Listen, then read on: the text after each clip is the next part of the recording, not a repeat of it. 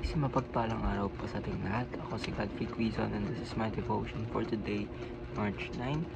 And ang topic po natin for today is magkasama ba sina Adan at ang mga dinosaurs? So, they aged few. And ang verse po natin for today is Hebrews chapter 11 verse 3. So, basahin ko po. By faith we understand that the universe was created by the word of God, so that what is seen was not made out of things that are visible. So, yung Hebrews chapter 11 verse 3 po, pinapaliwanag po talaga na si Lord po by the word of God, nagawa po yung ating universe. Hindi lang po siya yung constant or hindi po nagawa yung universe dahil sa mga bagay na nakapalibot dito or sa bagay na nakapaloob sa universe, no, hindi po. So, sabi nga po dito, was created by the word of God, so that what is seen was not made out of things that are visible. So, ano po ba yung day-aged theory? So, an old earth theory of creation that views that days of Genesis 1 as extremely long ages of time. So, i-discuss ko po, medyo mahirap po yung topic po natin for today, kaya explain ko po talaga. So, this theory po reconciles the biblical creation story with scientific findings about the Earth's age. So, in contrast po with the young Earth creationist view, which holds that God created everything in 6 literal 24-hour days. So, the day-age theory suggests, or yung New Age, is the days in Genesis chapter 1 represents long ages, allowing for an older Earth and the existence of dinosaurs before humans.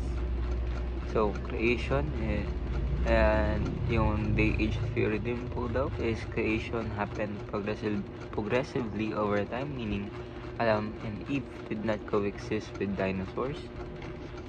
Third teaching po natin is this not contradict the Bible's core teaching, since God's timeline is different from human perception. Kaya nga po Psalms 90 verse 4 and 2 Peter chapter 3 verse 8.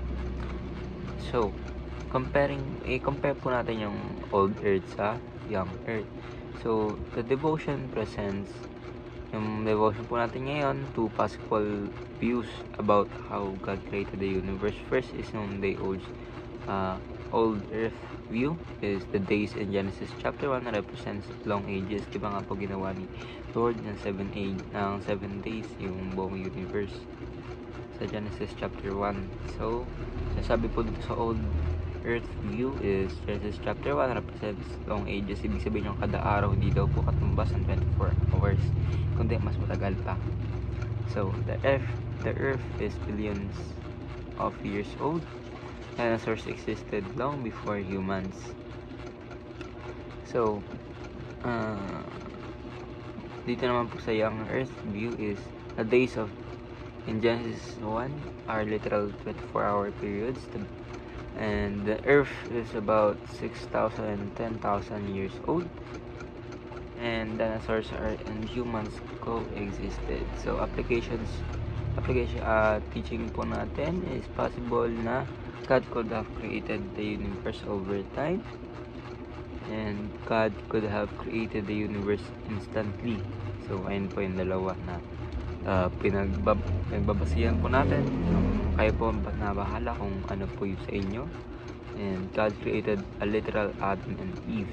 So iba po kasi hindi naniniwala na may Adam naman Eve, kasi kung naniniwala sa old earth theory, sasabi nila hindi daw po nakapag coexist yung tao sa dinosaurs kasi kinain na daw sila. I don't know din, di rin po ako sure specifically.